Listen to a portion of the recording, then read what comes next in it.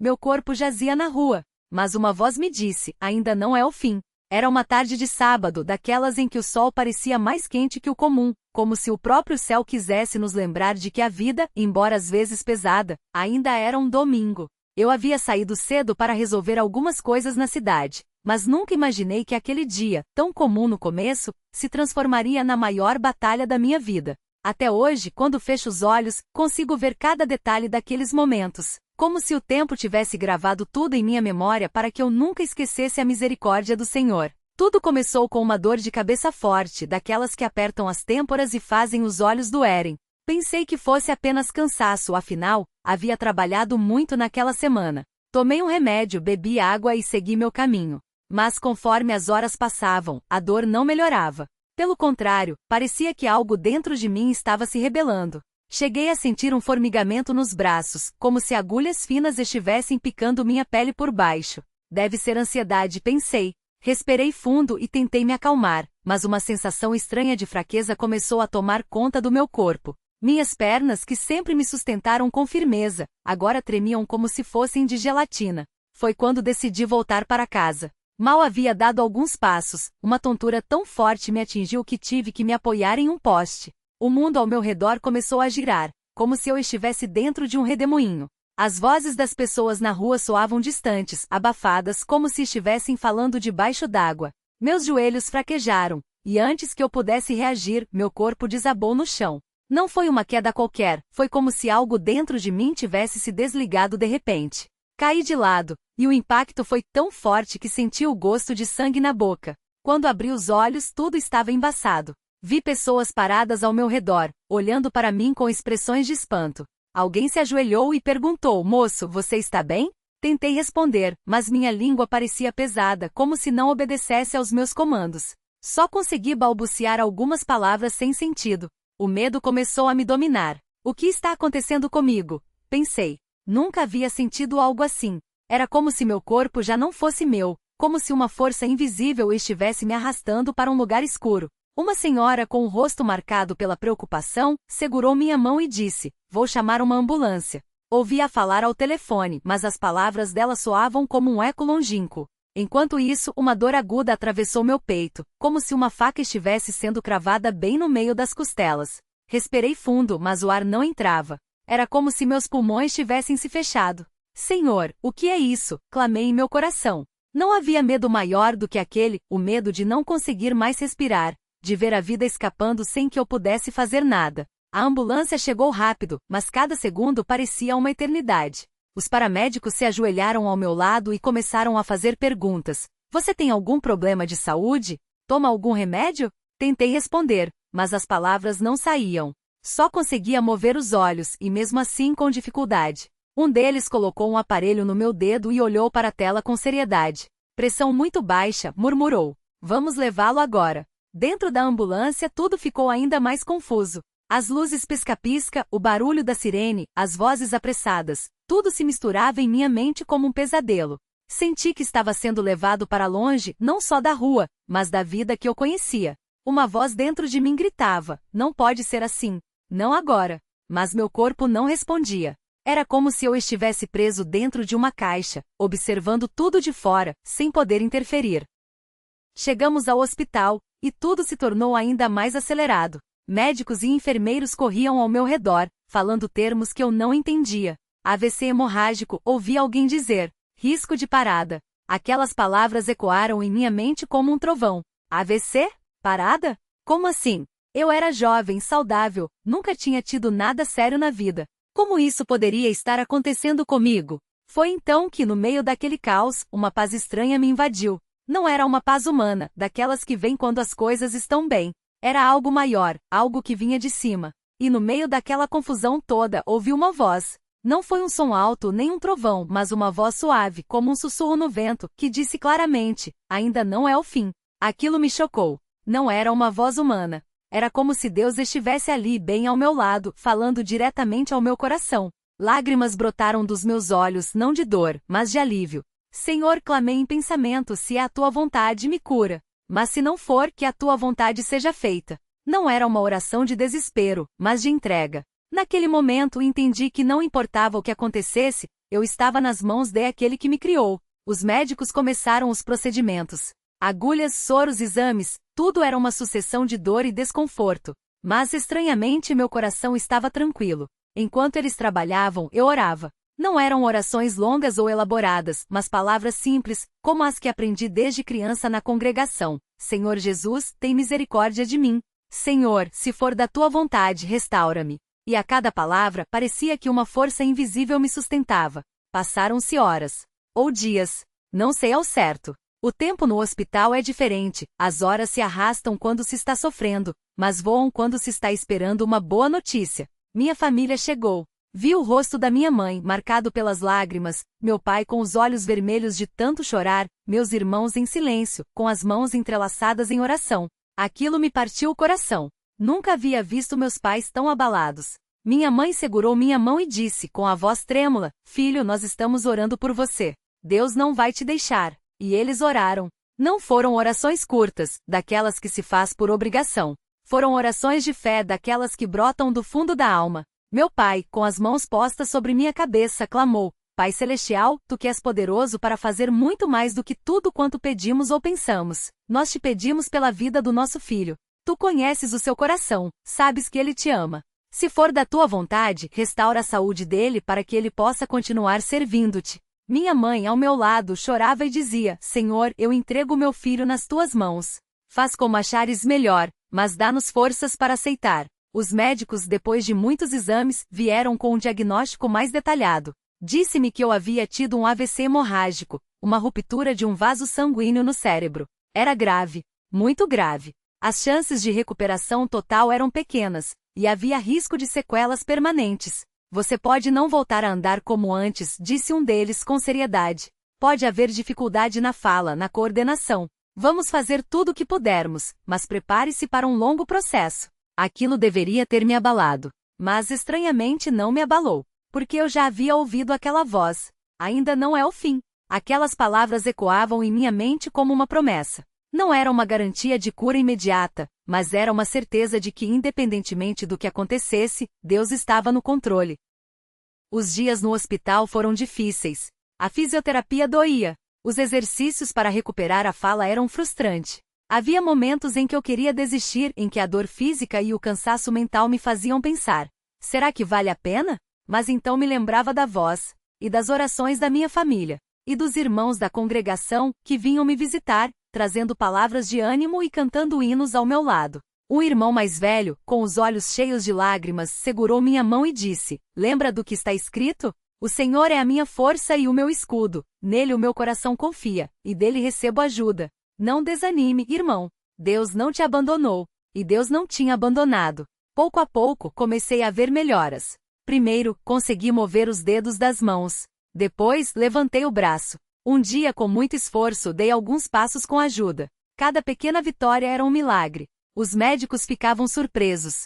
Sua recuperação está sendo mais rápida do que o esperado, disseram. Eu sorria e pensava, é Deus. Mas não foi só a recuperação física que aconteceu. Foi também uma recuperação espiritual naquele leito de hospital. Aprendi o que realmente importa. Aprendi que a vida é frágil, que um segundo pode mudar tudo. Aprendi que não importa quão forte pensemos que somos, sem Deus, não somos nada. E acima de tudo, aprendi que a fé não é só para os momentos bons, é para quando estamos no fundo do poço, quando tudo parece perdido, que ela mostra sua força. Um dia, depois de semanas de luta, recebi alta. Quando saí do hospital, o sol estava brilhando, como naquele sábado em que tudo começou. Mas agora tudo era diferente. Eu olhava para o céu e via não só a luz do sol, mas a mão de Deus que me havia sustentado. Minha família chorava de alegria. Meus irmãos na fé me abraçavam, agradecendo a Deus pela minha vida. E eu só tinha uma coisa a dizer. Obrigado. Obrigado por não me deixar. Obrigado por ouvir as orações daqueles que me amam. Obrigado por me mostrar que mesmo quando o nosso corpo jaz na rua, quando tudo parece perdido, tu estás ali dizendo, ainda não é o fim. Hoje, quando vejo alguém passando por uma prova, sei o que dizer. Não falo de fórmulas mágicas, nem de promessas vazias. Falo de um Deus que ouve, que sustenta, que mesmo quando não entendemos, está agindo. Minha vida foi poupada não porque eu fosse melhor que ninguém, mas porque Deus, em sua misericórdia, quis me dar mais uma chance. E essa chance, eu não vou desperdiçar. Se você está lendo isso e passa por uma luta, não desanime. Pode ser que seu corpo esteja fraco, que as forças estejam se esgotando, que tudo pareça escuro. Mas lembre-se, Deus não mudou. Ele ainda ouve as orações. Ele ainda faz milagres. E mesmo que você não ouça uma voz como eu ouvi, saiba que Ele está dizendo a você neste exato momento, ainda não é o fim. Que Deus abençoe a todos. Amém. Aquele dia em que saí do hospital marcou não só o fim de uma batalha, mas o começo de uma vida que eu não reconhecia mais como minha. Não porque eu estivesse diferente fisicamente, embora as cicatrizes, algumas visíveis, outras só conhecidas por mim e por Deus, contassem uma história de dor, mas porque meu coração tinha sido transformado. Antes eu orava por hábito, agora eu orava por necessidade. Antes eu lia a Bíblia como quem cumpre uma tarefa, agora cada palavra era como água para uma alma sedenta. Não era mais religião, era sobrevivência. Lembro-me da primeira noite em casa. Deitei na minha cama, mas não consegui dormir. Fechei os olhos e vi novamente aquele chão frio da rua, o cheiro de sangue, as vozes distantes como se estivessem debaixo d'água. Abri os olhos de repente suando, o coração acelerado. Minha esposa, que dormia ao meu lado, acordou assustada. O que foi, meu amor? Ela perguntou, passando a mão no meu rosto. Não consegui responder de imediato. Só consegui chorar. Não eram lágrimas de dor física, mas de algo mais profundo, como se o peso daquilo que eu tinha vivido finalmente caísse sobre mim. Ela segurou minha mão e começou a orar. Não foi uma oração longa, cheia de palavras bonitas. Foi simples, quebrantada. Senhor, dá paz ao coração dele. Tira esse medo, essa lembrança. Tu o trouxeste de volta, não para que viva com medo, mas para que sirva-te em paz. E assim, aos poucos, enquanto ela falava com Deus, eu senti uma calma invadir minha alma. Não foi instantâneo. Não foi como um passe de mágica. Mas foi real, Deus estava ali, naqueles minutos de angústia, me lembrando que Ele não me havia deixado sozinho nem na rua, nem no hospital, nem naquela madrugada em meu quarto. Nos dias seguintes comecei a frequentar as reuniões novamente. Mas agora cada hino, cada oração, cada palavra do servo de Deus tinha um significado que eu nunca havia percebido antes. Quando cantávamos com firme fundamento, eu não só cantava, eu acreditava. Quando o irmão lia "Não temas, porque eu sou contigo", não era só uma promessa para os outros, era para mim. Uma vez, durante um culto, um irmão se levantou e deu um testemunho de como Deus o havia livrado de um acidente. Enquanto ele falava, eu senti lágrimas escorrerem pelo meu rosto. Não era pelo testemunho dele, mas porque Deus me fez lembrar. Eu fiz isso por você também. Um domingo, depois do culto, um jovem se aproximou de mim. Ele estava pálido, os olhos inchados, como se tivesse chorado a noite toda. Irmão, eu não aguento mais, ele disse, a voz trêmula. Minha mãe está doente. O médico disse que não há mais o que fazer. Eu oro, jejuo, mas parece que Deus não me ouve. Olhei para aquele rapaz e vi meu próprio desespero refletido nele. Não lhe dei respostas prontas. Não falei que tudo ia ficar bem. Só lhe disse, vem comigo. Levei-o para um canto quieto da sala de cultos, onde só havia 2 cadeiras e uma Bíblia sobre a mesa.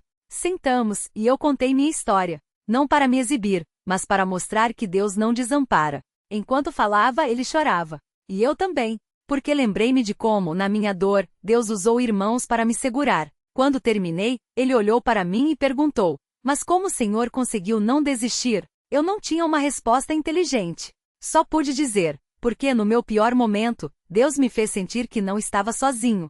E Ele não vai deixar você sozinho também.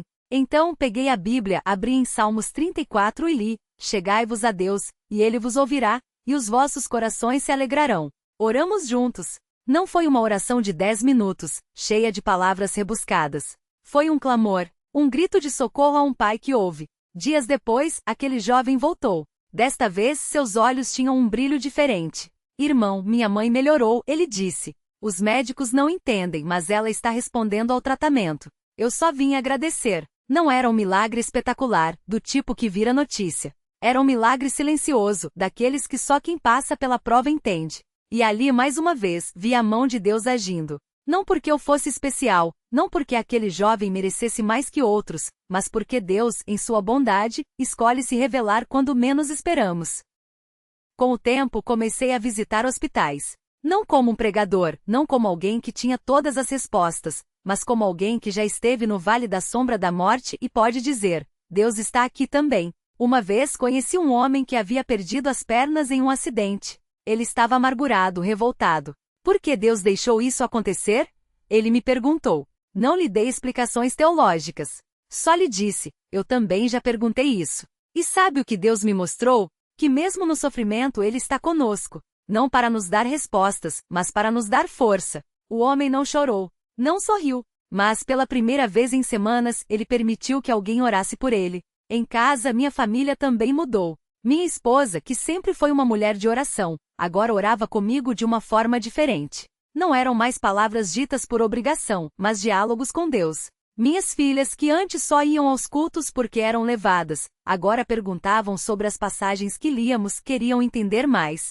Uma noite minha filha mais nova, de apenas 8 anos, me perguntou, pai, o senhor acha que Deus ouve as crianças também? Eu a puxei para perto e disse, não só ouve, como adora quando nós falamos com Ele. Você pode conversar com Deus sobre qualquer coisa, até sobre seus medos. Ela fechou os olhos, juntou as mãozinhas e começou a orar, com uma fé tão pura que me fez lembrar de como Jesus disse que o reino dos céus é dos que são como crianças. Os meses foram passando, e eu comecei a perceber que Deus não me havia poupado apenas para que eu vivesse, mas para que eu servisse. Não de uma forma grandiosa, com sermões ou posições, mas no cotidiano. Uma palavra de ânimo a um irmão desanimado, uma visita a um doente, um abraço a quem chora. Uma vez, uma irmã da congregação me procurou desolada. Seu marido a havia abandonado, deixando-a com 3 filhos pequenos. Não sei como vou criar eles sozinha, ela disse, as mãos trêmulas. Não lhe ofereci dinheiro, não lhe prometi soluções. Só lhe disse, Deus não vai deixar você.